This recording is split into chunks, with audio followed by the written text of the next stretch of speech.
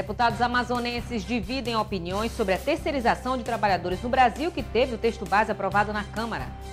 Comissão de Mineração da Assembleia cria grupo de trabalho para intermediar questões que envolvem a exploração de minérios em terras indígenas de São Gabriel da Cachoeira. Violência contra a pessoa idosa no Amazonas entra em debate na ALEAN. Escola do Legislativo completa 10 anos e no saldo positivo, mais de 25 mil capacitações.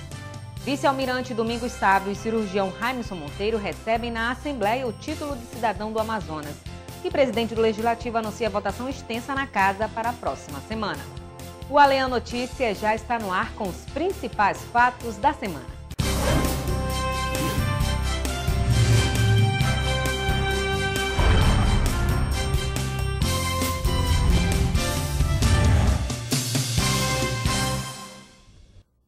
Boa noite. Esta semana, a Câmara dos Deputados aprovou o texto base do projeto de lei que regulamenta a terceirização de trabalhadores no Brasil. A proposta permite, por exemplo, a contratação de terceirizados em todas as áreas de uma empresa. O assunto que gerou polêmica no país também dividiu opiniões na Assembleia. A Lei 4.330 de 2004 regulamenta os contratos de terceirização no setor privado e nas empresas públicas ou de economia mista de todos os entes federativos. O texto base foi aprovado pelo plenário da Câmara, com 324 votos a favor e 37 contra, além de 2 abstenções. A principal mudança prevista no projeto é a contratação de terceirizados para atividade fim de uma empresa. Atualmente, por ausência de lei que regulamente o assunto, a jurisprudência do Tribunal Superior do Trabalho permite apenas a contratação para as atividades meio, como limpeza e segurança patrimonial. Os opositores ao projeto afirmam que a medida irá enfraquecer os trabalhadores, com a perda de direitos trabalhistas e redução de salários. Já os favoráveis acreditam que a medida vai permitir uma modernização das relações de trabalho, permitindo um maior desenvolvimento econômico para o país. Na Assembleia Legislativa do Estado, o tema dividiu opiniões. Eu sou contrário a essa ampliação da terceirização, porque a terceirização já estava acontecendo com algumas atividades. Agora, a terceirização pode ser completa, ou seja, uma empresa que tem uma atividade terceiriza 100%. Nesse processo, não há dúvida, há um prejuízo para os trabalhadores, porque uma empresa que vai prestar um serviço, né, vai terceirizar, ela já tem a sua margem de lucro, né, o seu custo, e a empresa terceirizada que vai prestar o serviço para a primeira, ao contratar os funcionários, vai ter que pagar cada vez menos para também ter o seu resultado, ter a sua margem de lucro. Hoje está sendo disciplinado, a empresa só vai poder contratar um tipo de serviço, seja ele atividade meio, seja ele na função burocrática. Então, acho que regulariza isso aí. Eu acho que uma outra forma que ficou claro na aprovação é que a empresa vai ficar obrigada a reter um percentual para recolher as contribuições sociais daquele empregado. Então, acho que é essa forma, eu acho que regulamenta e as pessoas vão ter a segurança. A empresa, ela nasce com um objetivo, ou seja, de produzir um bem. Então, aquilo é fundamental, aquele é o objetivo dela. Quando ela terceiriza, tá certo? Ela está dizendo que aquilo não é fundamental. E o trabalhador hoje tem várias outras discussões que podem ser feitas, piso salarial, discussão, por quanto tempo essa contratação vai ser válida, se é 3 meses, se vai ser 6 meses, se é 1 ano, 2 anos. Então, essas discussões, ela tem que dar uma estabilidade maior para o trabalhador, para evitar tanto a rotatividade.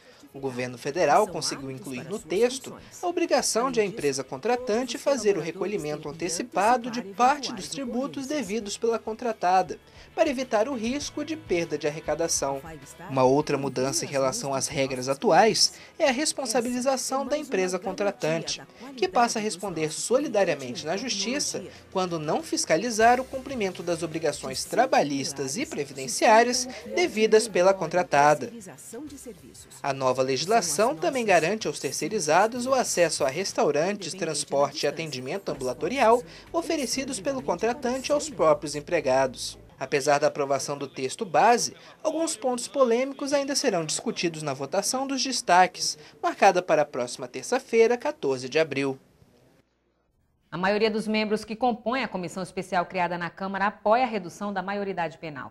Dos 27 parlamentares, pelo menos 20 já se manifestaram a favor da matéria. Dos 27 titulares da comissão especial que vai analisar a proposta de emenda à Constituição, PEC 171 de 93, que reduz a maioridade penal para os 16 anos, pelo menos 20 já se manifestaram publicamente a favor da medida. A comissão foi instalada no último dia 8. Na reunião foram definidos o presidente do colegiado e o vice, deputado André Moura e deputado Efraim Filho, respectivamente. Apenas 6 integrantes da comissão especial são declaradamente contrários à redução da maioridade penal. Ao todo, a comissão especial examinará 38 propostas, que tramitam em conjunto. A maioria das PECs reduz para 16 anos a maioridade penal, mas há sugestões para que infratores de até 14 e 12 anos sejam responsabilizados criminalmente de acordo com a decisão do juiz. Se nós vamos alterar essa redução, essa idade, que a gente possa também lembrar que aos 16 anos, se o jovem já tem discernimento para saber o que é errado, ele também tem discernimento para votar e para ter uma carteira de habilitação. Então, se a gente está discutindo a idade penal, possamos nós discutir a idade civil também. Dar a esse jovem os plenos direitos que ele possa ter como uma pessoa capaz de tomar as suas decisões. O relator só será conhecido na próxima quarta-feira, dia 15. A comissão ouvirá especialistas favoráveis e contrários à mudança e terá de se reunir 40 vezes. Se aprovada na comissão especial, a proposta será submetida então ao plenário, onde são exigidos no mínimo 308 votos do total de 513 deputados para que o texto seja aprovado. São necessárias 2 votações. Se avalizado pela Câmara, o texto será encaminhado para a apreciação da CCJ do Senado e mais 2 votações no plenário. Para ser aprovado, ao menos 49 votos dos 81 senadores terão de votar a favor. Se a PEC for modificada, terá de retornar para a análise dos deputados federais. A Fundação João Mangabeira, do Partido Socialista Brasileiro, realiza diversos debates em todo o país sobre as crises enfrentadas pelos governos. Nesta sexta-feira, o encontro foi em Manaus, na sede do Poder Legislativo. No auditório Bete Aziz da Assembleia Legislativa se reuniram filiados, movimentos jovens, de mulheres e representantes da classe LGBT, todos ligados ao Partido Socialista Brasileiro. Com o tema Diálogos Brasil, reflexões sobre a crise e os caminhos democráticos, foi promovido um debate sobre as crises enfrentadas pelo país. O presidente de honra do PSB, Serafim Correia, palestrou sobre o assunto. Ela é uma crise política, ela é uma crise econômica, é uma crise hídrica, uma crise energética. E aí nós temos toda uma complexidade que envolve também a Federação Brasileira. Portanto, essa é uma discussão que nós estamos travando, analisando essa conjuntura, discutindo essas questões e propondo soluções. Para o líder do PSB na Assembleia Legislativa, a reforma política é a principal medida para começar a solucionar as crises atuais. Eu destaco a coincidência de mandatos, eu destaco o fim das coligações, o fim da reeleição, o mandato de 5 anos. Essas 4 medidas, se aprovadas, elas tornarão bem mais ágeis, bem mais racionais as diversas máquinas públicas brasileiras. O encontro foi realizado pela Fundação João Mangabeira. A entidade do PSB tem o objetivo de fazer debates em todos os estados sobre temas nacionais. Com crescimento discreto na produção em fevereiro comparado a janeiro deste ano, o Polo Industrial de Manaus sobrevive a perdas diante da crise econômica. De acordo com o IBGE, nos 2 primeiros meses do ano, o Amazonas teve a segunda maior queda na produção entre as 15 regiões industriais do país. A situação preocupa o presidente da Comissão da Zona Franca, deputado Serafim Correia. O presidente da Comissão da Zona Franca, deputado Serafim Correia, do PSB, repercutiu no Parlamento Estadual a situação que considera cada vez mais preocupante para a produção industrial no Estado. Para o parlamentar, o cenário, apesar de negativo, já havia sido anunciado há 7 anos, quando a crise econômica vinha do exterior. A crise mundial foi em 2008 e o Lula disse que era uma marolinha. Portanto, a crise é de gestão do governo brasileiro. De tudo o que é produzido no Polo Industrial de Manaus, o setor de equipamentos de informática e eletrônicos foi o que sofreu o impacto mais negativo, com um decréscimo de menos 37,6%, de acordo com dados divulgados pelo Instituto Brasileiro de Geografia e Estatística, o IBGE. Nós dependemos que o Brasil se recupere, porque a Zona Franca de Manaus produz preponderantemente artigos de entretenimento. Então, quando vem a crise, a primeira coisa que você corta são esses produtos, são as televisões, são as motocicletas, enfim, são os computadores. E aí o que ocorre? O reflexo é imediato. Como economista, Correia não confia que as articulações político-partidárias previstas pelo vice-presidente da República, Michel Temer, do PMDB, resultem efetivamente em números positivos para a economia. O Polo de Duas Rodas de Manaus deve reduzir a mão de obra após queda consecutiva nas vendas e na produção. A informação é da Associação Brasileira dos Fabricantes de Motocicletas e Similares, divulgada nesta semana. Desemprego à vista.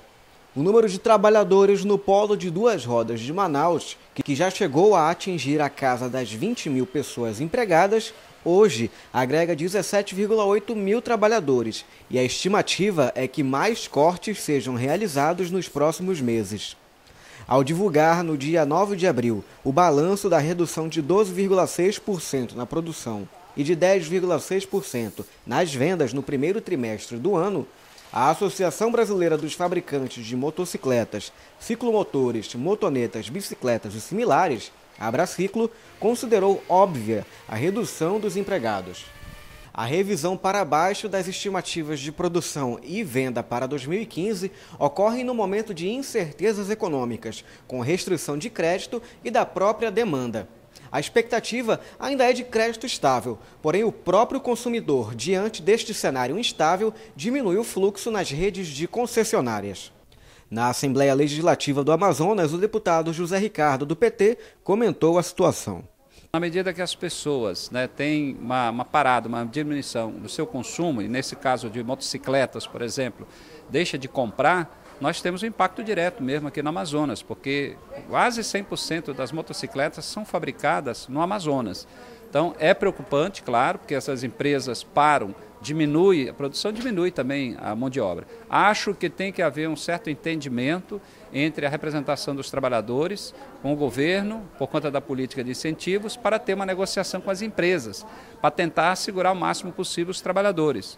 As vendas no atacado das montadoras até as concessionárias devem recuar 4,9% este ano, para 1,36 milhão de veículos. A projeção de vendas de motos no varejo também foi revista e passou de uma alta de 2,8% em 2014 para uma queda de 4,5% em 2015. As dificuldades no mercado argentino e as incertezas de novos acordos econômicos também levaram as exportações de motos a despencarem 76,1% no primeiro trimestre deste ano, sobre o mesmo período de 2014. O deputado Sinésio Campos anunciou em plenário que pretende realizar audiência pública para discutir com representantes da Cigás e empresários do setor novas estratégias de estímulo ao consumo do gás natural em todo o estado.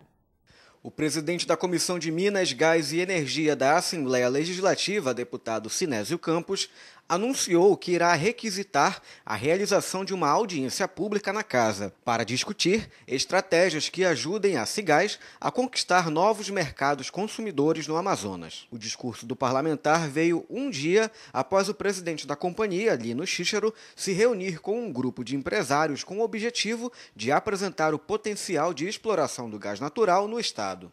Para Sinésio Campos, a Assembleia Legislativa pode ajudar a intermediar esse diálogo. Por isso, a necessidade de realização de uma audiência pública sobre o tema. Na ocasião, o deputado pretende convocar representantes da indústria da construção civil, do setor de turismo e do setor de serviços.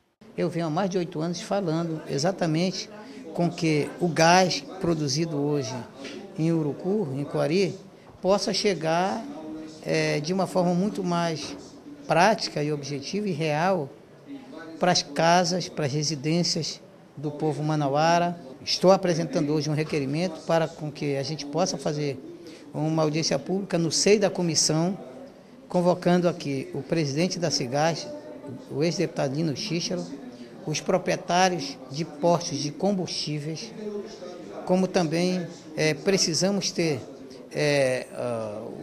as associações cooperativas de táxis, principalmente, e como também das empresas de transportes coletivos urbanos, porque todas elas poderiam utilizar o gás veicular natural. Somente nas empresas do Polo Industrial de Manaus, mais de 500 empreendimentos de ponta nas áreas de eletrônica, veículos de duas rodas, produtos ópticos e produtos de informática são potenciais consumidores do gás natural. O gás natural veicular também faz parte do plano de expansão da Cigás. A estimativa é que a companhia possa atender uma demanda superior a 560 mil veículos da frota de automóveis que circulam na capital. Comissão de Defesa do Consumidor cria canal direto com a operadora Vivo para atender as reclamações dos clientes. A empresa também será fiscalizada pelo PROCON, já que está proibida de comercializar novas linhas na região. Em reunião com os representantes da Vivo para tratar sobre a determinação judicial da comarca de Maués, que proíbe a empresa de comercializar novas linhas que possuem o código 092 no estado, o PROCON Amazonas diz que vai fiscalizar a operadora. A decisão judicial foi tomada após a constatação de várias ações de consumidores contra a Vivo, que tem a partir de agora 60 dias para apresentar um plano de expansão da rede junto à Agência Nacional de Telecomunicação, a Anatel. Cabe ao PROCON fazer a fiscalização e enviar relatórios de monitoramento para que o juiz tenha acesso à questão se a empresa está vendendo ou não novas linhas de telefone, bem como de portabilidade. O PROCON Amazonas cobrou a empresa Vivo de criar um canal de comunicação mais eficiente entre a operadora e os consumidores que formalizam reclamações. Na Assembleia Legislativa, a Comissão de Defesa do Consumidor, presidida pelo deputado Abdala Frache, firmou parceria com a operadora Vivo para atender com rapidez a demanda dos consumidores. A linha é uma espécie de canal direto para a solução dos problemas de serviços registrados na comissão. Segundo o registro do PROCON, a operadora lidera o ranking de reclamações entre todos os segmentos prestados. E você vai ver no próximo bloco.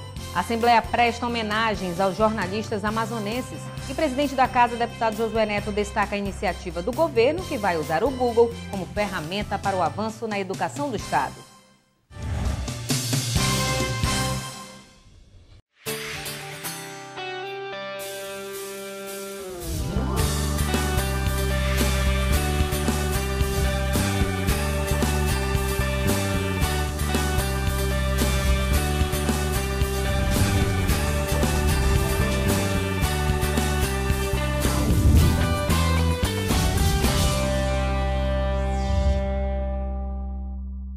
Em casa, no carro ou no trabalho, você também pode acompanhar as atividades da Assembleia Legislativa através da Rádio Alean.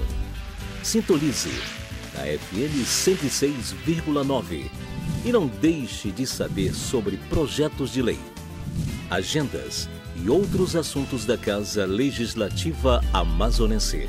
Assembleia Legislativa, cuidando da nossa gente.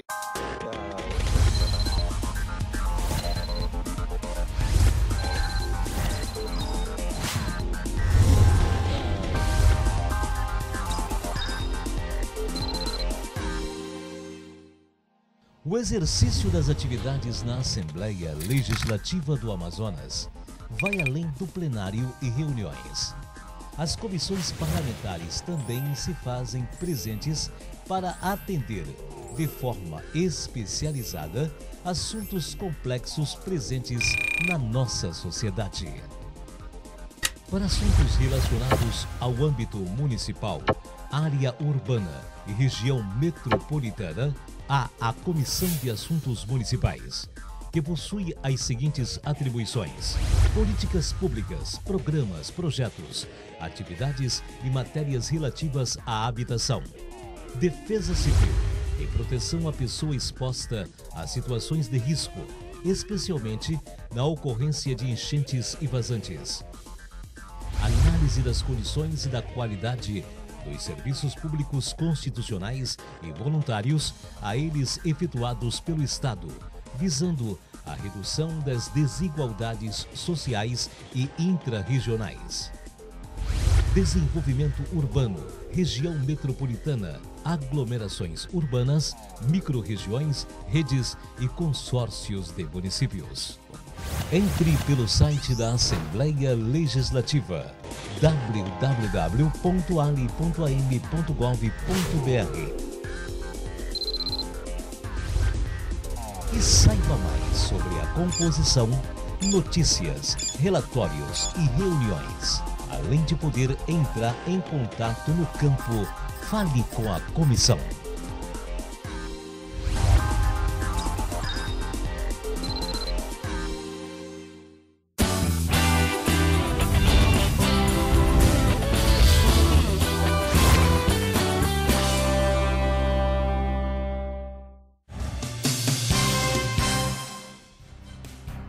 A partir de agora, alunos e professores do Amazonas terão apoio tecnológico do projeto Google Educação, que vai disponibilizar ferramentas que facilitam o aprendizado. O presidente da Assembleia, deputado Josué Neto, destacou a iniciativa como um avanço no sistema educacional do Estado. A educação no Amazonas ganha novos rumos com tecnologias desenvolvidas que facilitam o aprendizado na rede pública de ensino. A novidade é que a empresa Google criou um dispositivo de software que armazena conteúdos educacionais, além de recursos como Google Drive, Tradutor, Maps e Books, facilitando o trabalho de professores e o aprendizado de alunos. Levando em consideração os benefícios que poderão facilitar a educação no Estado, o governador José Mello formalizou na última terça-feira uma parceria com a empresa no intuito de utilizar as ferramentas tecnológicas que darão acesso ilimitado aos professores e alunos de escolas estaduais. O governador José Mello afirmou que a iniciativa será uma nova plataforma diferenciada de educação. Você pode mais pensar num sistema educacional do passado. Você tem que pensar no sistema educacional que dê a agilidade da informação no tempo certo, no momento certo, que permita que professores e alunos possam acessar desse conteúdo todo em tempo real, né, para poder aprimorar cada vez mais o seu conhecimento. E é isso que vem acontecendo. O Estado já de 2010 para cá tomou a decisão de investir nessa questão de tecnologia, investiu já bastante nesse sentido, e agora, com a parceria com a Google, nós vamos avançar para a questão da conectividade, né? Permitir instrumentos aí desenvolvidos aí, permitir que todos os alunos e todos os professores possam ter essa conectividade. O importante é que nessa parceria, essa conectividade, o acesso a esse conhecimento será restrito a todo o conteúdo educacional. O Amazonas foi escolhido pelo Google como um ponto de partida para o projeto, que une educação e tecnologia. A representante da empresa no Brasil explicou que o investimento do Estado em tecnologia educacional e o interesse pelo projeto foram fundamentais para a escolha. A nossa primeira visita, né, foi 8 meses atrás. Foi muito de se conhecer, ver o que o Estado já tinha feito. Confesso que a gente ficou bem surpreendido pelo nível de investimento que o Estado já tinha feito. Hoje nós estamos dando o primeiro passo, que vai ser disponibilizar essas contas para todos os professores e todos os alunos. Mas esse é só o primeiro passo de uma grande parceria que vai ser, né, acho que dos próximos anos nós vamos ver aí não só a formação de professores, né, acho que é muito importante não só dar as contas, mas mostrar como efetivamente utilizar. Mas também a gente quer responder algumas questões de conectividade com algumas soluções que nossos engenheiros vêm solucionando, e a gente acredita muito nisso, que esse aqui é o ponto de partida, mas que com certeza vão ter várias outras fases, várias novidades para vir no decorrer do ano. A parceria, que irá beneficiar 16 mil professores e 450 mil alunos com acesso gratuito às ferramentas educacionais, repercutiu na Assembleia Legislativa. E o presidente da Casa, deputado Josué Neto, destacou os avanços para a população a partir da nova tecnologia. O mais importante disso é que qualquer aluno da rede estadual terá conectividade, terá acesso às ferramentas da empresa mundial, onde receberão os programas educacionais e, além disso, a pesquisa. Muitos dos programas, por exemplo, estarão disponíveis no YouTube, que é a parte de informática da Google voltada para a divulgação de vídeos. Os vídeos que os alunos entrarão através do YouTube, através do Google, nesse projeto com o governo do Estado, serão vídeos completamente voltados para a educação e o que é melhor de tudo, os jovens, as jovens, adolescentes, crianças, não terão acesso a outro tipo de programação dentro da internet. Isso realmente é um passo muito importante, não só na educação, deputado Augusto Ferraz, mas também para que as pessoas possam ter direito à informação e aos ilimitados serviços que a internet oferece. De acordo com a SEDUC, os investimentos em tecnologia no Estado foram de mais de 279 milhões na compra de notebooks, tablets e conectividade. O Executivo projeta ainda a instalação de rede Wi-Fi em aproximadamente 267 escolas estaduais do Amazonas. Deputado Francisco Souza realiza nova reunião com representantes de faculdades de Manaus para definir programação da Semana Estadual do Turismo.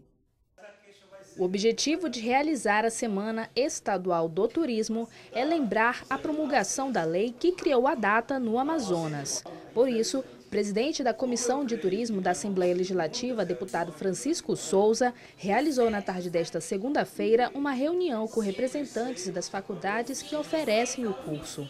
Queremos que 2015 marque a história nessa inter-relação da Comissão de Turismo, ou seja, o Poder Legislativo também junto a universitários. E nós estamos agraciados porque a frequência é muito boa e o que eu mais senti e gostei, que serve de estímulo, é a abertura. Espontaneamente eles estão propondo, então já foi atingido, nós já atingimos o objetivo, que era essa integração. A programação do evento ficou definida da seguinte maneira: no dia 4 de maio, haverá palestras nas escolas de ensino médio escolhidas pelas faculdades. Nos dias 5 e 6, serão realizadas oficinas com prefeitos e secretários municipais do setor, com o objetivo de promover o turismo no interior. Já no dia 7, terá visita dos estudantes aos pontos turísticos localizados no Largo São Sebastião, em Manaus. E no dia 8, será realizada uma solenidade na Assembleia Legislativa. Para a coordenadora do curso de turismo da FAMetro, Cibele Santos, o Amazonas tem potencial para que o setor se transforme em atividade econômica. No entanto, ainda há muita dificuldade para inserir o profissional recém-formado no mercado. Hoje, para que uma pessoa recém-formada possa adentrar o mercado de trabalho, a dificuldade sempre é muito grande, visto que os alunos muitas vezes acham que somente uma graduação já garante essa inserção no mercado. Nós sabemos que cada vez mais o profissional precisa ter um bom currículo. No turismo, principalmente os diferenciais de serem fluentes em outros idiomas, de fazerem cursos que agreguem valor ao seu currículo. Então, hoje, a dificuldade que um turismólogo encontra para se inserir no mercado é a mesma que um engenheiro, um médico, um advogado. Na tentativa de amenizar as dificuldades, a Comissão de Turismo da ALEAM pretende desenvolver um calendário anual de eventos para ajudar a promover o setor no estado. A Assembleia Legislativa prestou homenagem aos jornalistas amazonenses pela passagem do Dia do Jornalista. A proposta foi da deputada Alessandra Campelo. Comemorado em 7 de abril, o Dia do Jornalista foi criado pela Associação Brasileira de Imprensa como homenagem a Giovanni Badaró, médico e jornalista que lutou pelo fim da monarquia portuguesa e independência do Brasil e foi assassinado por inimigos políticos. Com quase 20 anos de profissão, o jornalista Iano Sérgio representou o Sindicato dos Jornalistas do Amazonas na reunião. Ele lembrou que o momento exige reflexão sobre a situação da categoria. A votação da PEC 206 de 2012 do Diploma dos Jornalistas também foi destacada. Na verdade, eu digo que hoje é um dia de reflexão, né? Visto a situação que a gente tem passado, né? A categoria, nosso mercado tem achatado cada vez mais, né? Essa desculpa, né, do cenário mercadológico, né, vem causando ondas de demissões em todos os veículos espalhados pelo país, e não é diferente também aqui no Amazonas, né? Então é um momento de reflexão da categoria se unir cada vez mais, e um momento também que coincide com a votação da PEC do diploma. Quer dizer, tão esperado depois daquela decisão esdrúxula do ministro Gilmar Mendes, em 2009. Desde então, a gente começou a lutar incansavelmente, uma luta diária, para a gente tentar reverter esse quadro que valoriza a nossa categoria. A deputada e jornalista Alessandra Campelo falou do papel do jornalista na sociedade e da importância de se respeitar e valorizar a classe. Acho que é um momento principalmente da gente agradecer a essas pessoas que se dedicam, que levam a informação para a população, hoje em tempo real, através de redes sociais, da televisão, do rádio, enfim, dos jornais impressos, mas principalmente da gente valorizar muito mais a categoria, e está em votação no Congresso Nacional uma proposta de emenda constitucional que exige o diploma de jornalismo para exercer a função de jornalista, né? O que eu acho que é necessário em cada profissão você ter a formação específica. Por isso, a gente está aqui também torcendo e se solidarizando com todos os colegas jornalistas para que essa proposta seja aprovada e que a gente ganhe esse presente no Dia do Jornalista. A votação da PEC do diploma dos jornalistas, que trata do resgate da exigência de formação superior específica para o exercício do jornalismo, um dos pilares da regulamentação e fundamental para a valorização da profissão, será realizada nesta terça-feira em Brasília, onde, paralelamente, várias entidades e órgãos ligados à causa realizam na Câmara dos Deputados atos pedindo a aprovação da proposta. Justiça Federal acata o pedido de reintegração de posse de uma área no Distrito Industrial ocupada de forma irregular por mais de 5.000 famílias. A situação foi denunciada durante sessão plenária pelo deputado Serafim Corrêa, que destacou a participação de grileiros na invasão. Mais de 5.000 famílias estão instaladas de forma irregular na invasão que recebe o nome do governador José Melo, localizada no Distrito Industrial 2, zona leste da capital. A área, com mais de 160 mil metros quadrados, pertence à União e a empresas particulares. Na Assembleia, o deputado Serafim Corrêa denunciou, durante sessão plenária, a ação de grileiros e destacou falhas nas políticas públicas para a população. São populares sendo usados como massa de manobra de grileiros de terra, de pessoas que querem usar a pobreza para se dar bem.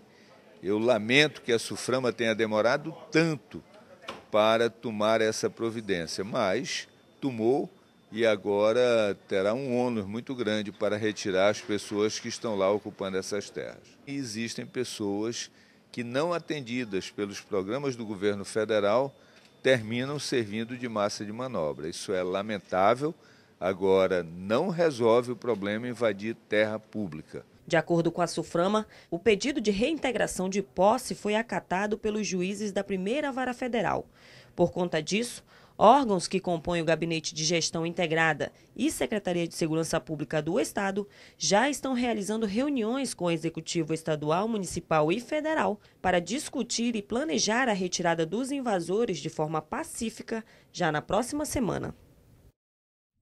Legalizar a exploração de minérios em São Gabriel da Cachoeira é o principal interesse de grande parte dos indígenas que vive na região do Alto Rio Negro.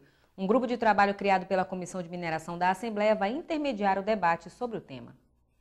São Gabriel da Cachoeira, a 852 quilômetros de Manaus, tem forte potencial para a exploração de minérios, especialmente dos com alto valor comercial. José Lucas de etnia tucano é de uma cooperativa de mais de 700 indígenas que atuam com a exploração destes minérios e que lutam pela regulamentação da atividade. Nós queremos ter a participação direta e efetiva para que possamos estar na linha de frente também, não deixar de ser usado apenas como peças de quebra-cabeça, mas sim também participando e efetivando situações que nós realmente queremos, como for nosso trabalho de questão de minérios em terras indígenas. A falta de uma legislação que regulamente a exploração mineral em terras indígenas, sobretudo em São Gabriel da Cachoeira, dá margem para o uso destes recursos por organizações criminosas ou empresas sem responsabilidade social. O resultado são danos irreversíveis à natureza, aumento nos índices de desemprego e, como consequência, da criminalidade. O projeto de lei número 1610, de autoria do deputado Édio Lopes, do PMDB de Roraima, prevê a legalização da exploração de minérios em terras indígenas. Mas durante todo esse tempo, a matéria segue em discussão sem resultados efetivos. Aqui na Assembleia Legislativa do Amazonas, o presidente da Comissão de Mineração e Geodiversidade, deputado Sinésio Campos, pretende ampliar o debate junto aos representantes do Alto Rio Negro. Ele quer acelerar essas discussões para que a lei saia em fim do papel e esses exploradores saiam da ilegalidade. Nesta segunda-feira, o deputado Sinésio Campos, do PT, que preside a comissão, deu início a um grupo de trabalho com a participação de cooperativas indígenas e outros representantes civis e militares para o avanço das discussões no Congresso. Esta comissão que trata da questão mineral em terras indígenas está aguardando pelo presidente do Senado a definição de um novo relator da matéria. Eu espero que, a partir do momento que estamos fazendo esse debate, o Senado também agilize e defina quem vai relatar essa matéria. E o Senado da República está sobre a sua responsabilidade de deliberar e discutir. E eu tenho certeza que o Amazonas terá um peso muito forte numa decisão política do Congresso Nacional. O debate segue em São Gabriel da Cachoeira. O parlamentar já marcou a próxima audiência pública no município para o dia 24 de abril. Confira no próximo bloco. Violência contra a pessoa idosa no Amazonas entra em discussão na ALEAN. E a Escola do Legislativo completa 10 anos com mais de 25 mil capacitações realizadas.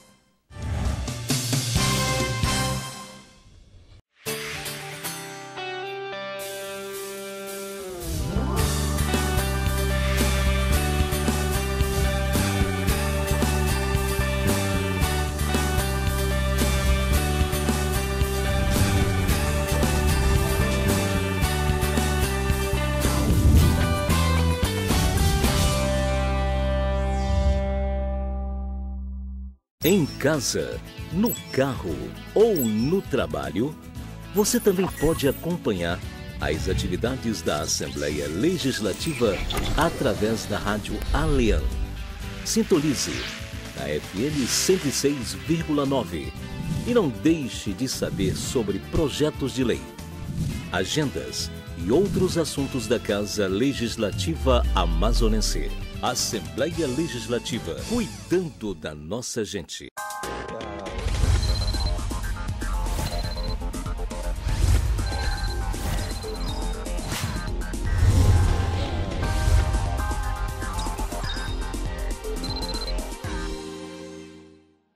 O exercício das atividades na Assembleia Legislativa do Amazonas vai além do plenário e reuniões.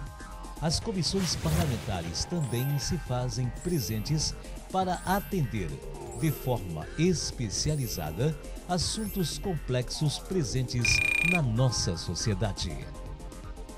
Para assuntos relacionados ao âmbito municipal, área urbana e região metropolitana, há a Comissão de Assuntos Municipais, que possui as seguintes atribuições: políticas públicas, programas, projetos, atividades e matérias relativas à habitação, defesa civil e proteção à pessoa exposta a situações de risco, especialmente na ocorrência de enchentes e vazantes, análise das condições e da qualidade dos serviços públicos constitucionais e voluntários a eles efetuados pelo Estado, visando a redução das desigualdades sociais e intrarregionais.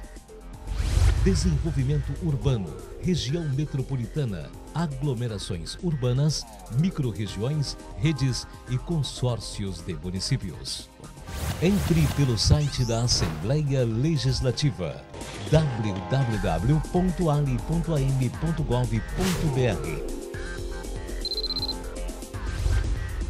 e saiba mais sobre a composição, notícias, relatórios e reuniões.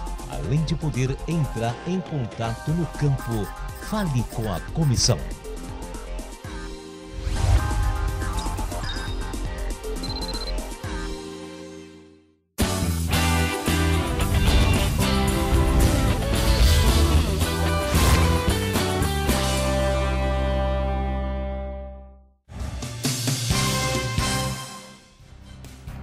A Violência contra a pessoa idosa no Amazonas entrou em debate na Casa Legislativa. A proposta da discussão foi da deputada Alessandra Campelo. A audiência pública reuniu diversos órgãos envolvidos na questão, como Secretaria de Segurança Pública, Conselho Estadual do Idoso, Delegacia do Idoso e Fundação Dr. Thomas. O objetivo foi ouvir as instituições ligadas ao assunto e cobrar do poder público providências para diminuir as estatísticas da violência ao idoso no estado. Nós temos 4 canais de denúncia, né? Um dos canais de denúncia é o telefone direto da delegacia, que é o 3214-5800, que a pessoa pode ligar para lá, não precisa se identificar, né? Que a gente toma as providências também. Um outro canal, um segundo canal, é o telefone, é o Disque 100, é o 100, né? Da Secretaria de Direitos Humanos. Se a pessoa fizer uma denúncia, né, através desse telefone, 100, vai terminar lá na Delegacia do Idoso e também as providências vão ser tomadas. Nós, enquanto secretário adjunto de operações, temos um departamento de programas e prevenção e redução da violência, que também atua em parceria com o Conselho Estadual do Idoso, onde desenvolvemos políticas de assessorar, de acompanhar, de fazer palestras, de dar uma atenção ao idoso, né? orientando seus familiares de como agir em relação à violência contra os mesmos. Nossa luta é por uma instituição de longa permanência estadual, para que possa abrigar aqueles idosos que ainda necessitam, que está dentro da regulamentação do Estatuto do Idoso, que não tem vínculo familiar. E nós sabemos que tem muitos idosos abandonados, muitos idosos na rua, e nós estamos preocupados com isso. De acordo com a presidente da Comissão da Mulher, da Família e do Idoso, Alessandra Campelo, manter o idoso amparado e ocupar seu tempo com atividades ajuda na prevenção, já que a violência é praticada muitas vezes dentro do ambiente familiar. São todos tipos de violência, assédio moral, violência física, né? E a ideia nossa da Comissão da Mulher, das Famílias e da Pessoa Idosa é exatamente atuar junto aos órgãos de proteção à pessoa idosa, na defesa desses idosos e propor ações eficazes na diminuição desses índices, para que a gente tenha menos idosos sendo agredidos. Eu acho que começa principalmente a partir da conscientização da sociedade. De acordo com dados da Secretaria de Estado de Segurança Pública, a cada hora, um idoso sofre algum tipo de violência em Manaus. Nos 2 primeiros meses do ano, foram registrados 1.398 crimes, tendo como vítimas pessoas da terceira idade. Furto, ameaça e lesão corporal dolosa lideram o ranking da violência contra os idosos. No ano em que a Escola do Legislativo Amazonense José Lindoso completa 10 anos, uma palestra do ex-senador Bernardo Cabral marcou a abertura das atividades em 2015. O presidente da ALEAN, deputado Josué Neto, fez um balanço das ações. Mais de 25 mil capacitações já foram realizadas. Participaram da aula inaugural da Escola do Legislativo Senador José Lindoso da ALEAN, alunos de escolas de ensino médio, universitários e servidores do Poder Legislativo, além de representantes de outras escolas de órgãos públicos, como o do Tribunal de Contas e da Magistratura. A abertura da cerimônia foi feita pelo presidente da Assembleia Legislativa, deputado pelo PSD, Josué Neto, que apresentou um balanço dos atendimentos feitos desde a criação da escola. Foram realizados 844 cursos e palestras, qualificando mais de 27 mil servidores do Amazonas. 5 cursos, como o Direito Eleitoral e o Processo Legislativo, passaram a ser oferecidos por meio do Ambiente Virtual de Aprendizagem, o EAD, desde 2012. Mais de 2 mil servidores foram beneficiados por meio de bolsas de estudos em 25 cursos de graduação. O atendimento dos programas de educação cidadã também faz parte da Escola do Legislativo. Entre as ações estão o Parlamento Jovem e o Conhecendo o Legislativo. 70 instituições participaram só em 2014.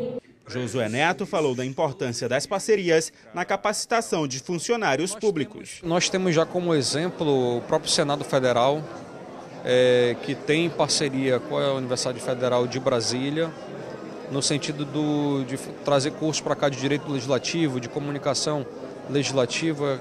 Isso é, com certeza, um sentimento nosso e que a gente pretende, num período mais curto possível, trazer cursos voltados para o legislativo em parceria com as instituições, seja qual o EA, seja qual o FAM, ou qualquer outra instituição, Fundação Getúlio Vargas, das quais nós já tivemos aqui diálogos com a FGV. O ex-ministro da Justiça e ex-senador e relator geral da Constituinte de 1988, Bernardo Cabral, foi convidado para realizar uma palestra magna. Ele conversou com o público sobre política, educação, cidadania e falou ainda sobre a importância da Escola do Legislativo. A verdade é que hoje, se você pegar qualquer instituto de pesquisa, o Poder Legislativo não está em boa situação. É sempre lá embaixo, há uma desconfiança, você faz alguma gentileza, dizem logo, está sendo político. E a escola vai corrigir isso, vai mostrar que o poder mais aberto é o legislativo. Não existe nenhum outro onde as portas estão escancaradas, o povo chega, reclama, e é aqui que ecoam todas as queixas populares. Para o presidente da Associação Brasileira das Escolas do Legislativo e de Contas, a escola é responsável pela profissionalização da administração pública. As escolas, além de ter essa atribuição de capacitar os servidores para que eles sejam mais eficientes, mais eficazes e recebam melhor as reivindicações da população, a escola também tem outro viés, que é voltado para os cidadãos das comunidades, das cidades, dos estados, que é trazer para dentro da Casa Legislativa os estudantes, as professoras, os líderes comunitários, os cidadãos. Segundo a diretora da Escola José Lindoso, Jaqueline Ferretti, além dos cursos e palestras, 2015 também será um ano de formação de assessoria parlamentar. Nós temos muitos parlamentares novos e trouxeram assessores que estão buscando esse conhecimento. É obrigação da escola poder repassar essa informação preciosa para poderem efetivamente fazer um trabalho bem feito com seus deputados. A Escola do Legislativo, o senador José Lindoso, foi criada por meio da Resolução Legislativa 379 em 2005. A medida é garantida na Constituição Federal para formar e capacitar os servidores públicos. A Assembleia Legislativa do Amazonas foi uma das primeiras casas estaduais do Brasil a criar sua própria Escola do Legislativo. As atividades da escola foram efetivamente iniciadas em março de 2006. Foi a 5ª Assembleia Legislativa a criar a Escola do Poder. O deputado pelo PMDB, Belarmino Lins, era o presidente na época. São Paulo, Rio de Janeiro, Minas Gerais, Rio Grande do Sul e Amazonas. Exatamente quando assumimos a presidência e trouxemos para que essa Escola do Legislativo viesse exatamente interagir não apenas com os funcionários, valorizando os funcionários, treinando, aperfeiçoando, orientando, educando, mas também os seus dependentes, filhos, parentes, dependentes, uma forma de realmente aumentar a autoestima do servidor do Poder Legislativo. Bernardo Cabral e Florian Madruga também foram homenageados. A Assembleia Legislativa concedeu esta semana o título de cidadão do Amazonas ao vice-almirante Domingos Sávio. O militar obteve reconhecimento na casa pela atuação de destaque na região, à frente do 9º Distrito Naval. O plenário Rui Araújo foi tomado pelas cores da Marinha para homenagem ao comandante Domingos Sávio Nogueira. O vice-almirante é natural do estado de São Paulo e é titular de uma série de condecorações nacionais, como as Ordens do Mérito Naval, Militar e da Defesa, além da Ordem Rio Branco. O membro da Marinha também foi condecorado internacionalmente por países latino-americanos. Atualmente, ocupa o posto de chefe do 9º Comando Naval, responsável pela defesa da região. Justamente pela dedicação ao trabalho, o militar foi honrado com o título de cidadão do Amazonas. Aqui eu encontrei um outro mundo, não tem nada igual a isso aqui. E a Marinha se insere completamente nesse contexto, por causa das águas, né? E eu acabei me apaixonando realmente pelo lugar. Eu acho que nós temos um grande papel a fazer. Como eu disse no meu discurso, nós nos sentimos aqui como um Detran desta área aqui. Aqui não tem estrada de rodagem, nem ferrovias. Nós temos hidrovias, ou temos vias navegáveis que sejam. Mas nós, então, queremos tornar essas vias economicamente viáveis, seguras, principalmente, até para baixar os seguros cujos navios transportam a carga daqui. E é possível. É possível. Quando a gente olha para o mapa, vê que a maior bacia hidrográfica do mundo Isso nos dá um recado, nós temos que fazer alguma coisa. Como eu disse, parece que Deus quer falar com a gente. Olha, usem essa hidrovia adequadamente. E a Marinha tem expertise para fazer isso. O deputado Adjunto Afonso foi o autor da propositura.